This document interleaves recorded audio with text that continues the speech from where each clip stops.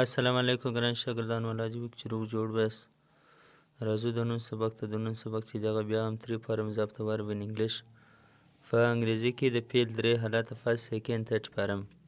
راځي په دې کې درې شان زده کو یو په دې کې الفاظ معنی راځي الفاظ معنی وي دا به زموږ په انګلیش کې اضافه سي بل دا د پروننسیشن زه درته وایم تلفظ چې دا څنګه ویل کیږي دا او بل دا مهم چې نن دې موضوع ده هغه دا د تھرد فارم فرست سیکنډ تھرد فارم چې اکثره شاګردان په دې کې مشکلات لري راځي را سره وایسته behold behold beheld beheld لیدل کتل ورته کتل believe believe باور کول believed believed یقین کول belong belong تعلق سره درلودل belonged belonged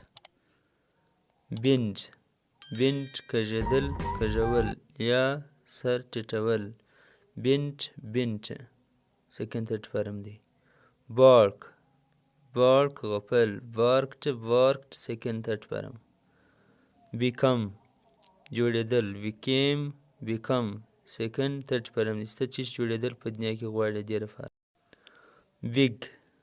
big خواست کول فکر کول wigged wigged سیکنډ تھرد فارم bless برکت رحمت الله دې موږ چاته وایي چې ستا په ژوند کې رحمت وکړي رحمت رواچي برکت رواچي په رزق کې God bless you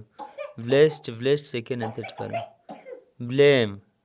تور پورې کول الزام لګول blamed blamed سیکنډ and third فارم bloom bloomed bloomed bloom معنا د ګل غوړېدل چې کله ګل وغوړېږي دې لپاره استعمالیږي boast boast لاپې وهل غټې خبرې کول لاپې وهل boasted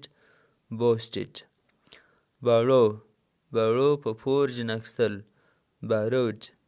borrowed سیکنډ او تھرد فارم ویډیو سره لایک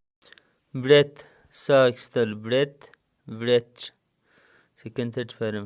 breed پالنه کول پرورش bread bread سیکنډ تھرد فارم بیړۍ بیړۍ ښخول د مړي buried buried bite په غاښ چیچل bit bitten